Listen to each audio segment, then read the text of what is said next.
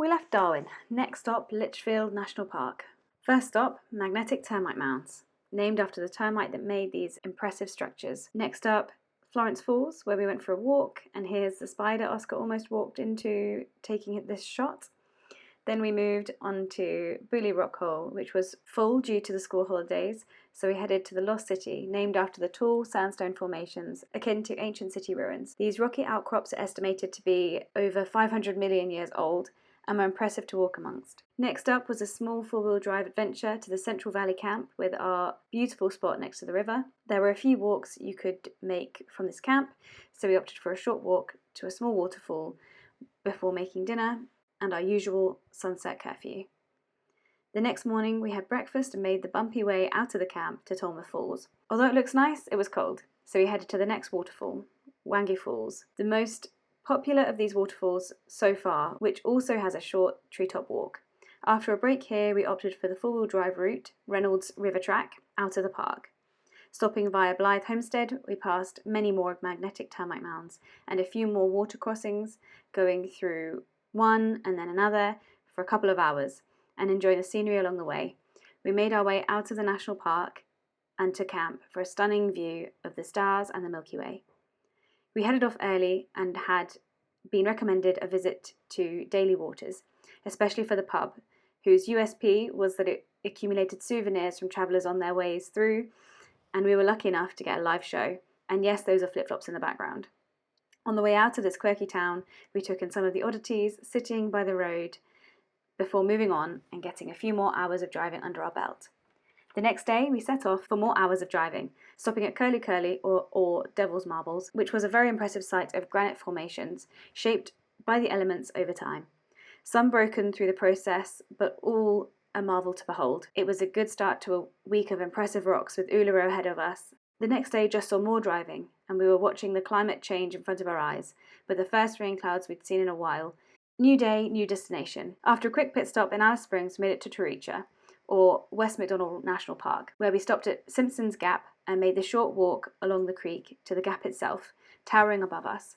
In fear of not getting a good spot at camp, we headed there next and bagged a beautiful spot along the edge of the raised viewpoint, which afforded us gorgeous views and a stunning sunset.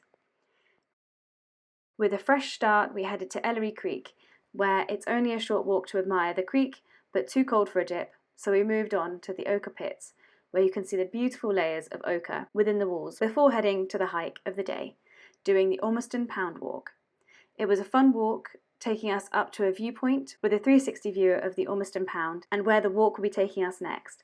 And taking a few moments to take in the scenery, we moved on. And jumping across a few creek crossings, we made it to Ormiston Gorge, where we had more rock hopping across this multi-terrain walk. With the sun shining, it lit up the gorge walls beautifully and made the shade a nice relief. We finished the 8.5k walk with a little bit of rock climbing before making it back to the car, where we set off for the next stop, Tyler's Pass Lookout. With one more stop for the day on the agenda, we didn't stick around for too long and made our way along the corrugated track to Norella or Ghost Bluff Conservation Reserve, which is an interesting site where it's believed that 142 million years ago, it was likely a comet 600 meters wide crashed to Earth, creating a crater 20 k's across. And Oscar found a bowerbird nest, which we thought had been decked out quite nicely. After a jam-packed day, camp was the last objective and put our feet up by the fire under the stars. We woke up for sunrise, found Gollum in our tent, and watched Norella glowing red. We got rid of Gollum and got up and going along the Morini Loop, and Oscar's keen eyes found bush tomatoes on the side of the road. With the Kings Canyon Rim walk ahead of us, we got stuck into the 6k walk, which started with a pretty steep ascent, but with views that made it worthwhile, and every surface was worth attention, each more interesting than the last. But we had to keep moving. There were more sights to see. We continued the walk to Cotterell's Lookout.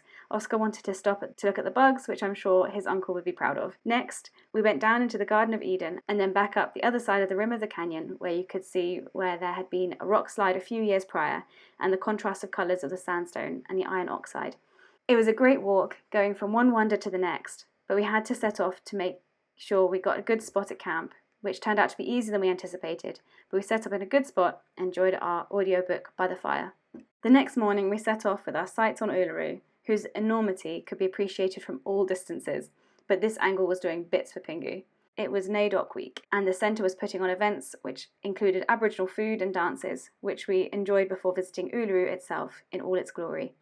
We started in the area that gave the Aboriginal history of the famous rock and worked our way around with some sections that, due to their Aboriginal significance, couldn't be filmed. Near the end of our walk, we found where people used to be able to climb Uluru, and the path left from those feet was still visible, as it was only stopped in October of 2019.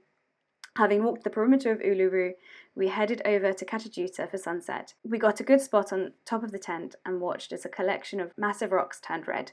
We sat and watched the magical colour change before the light started to fade, and we made the surprisingly long journey back to camp. The next morning, we made the most of being near the monumental site and watched the sunrise, before heading back to Alice Springs to restock before continuing our travels.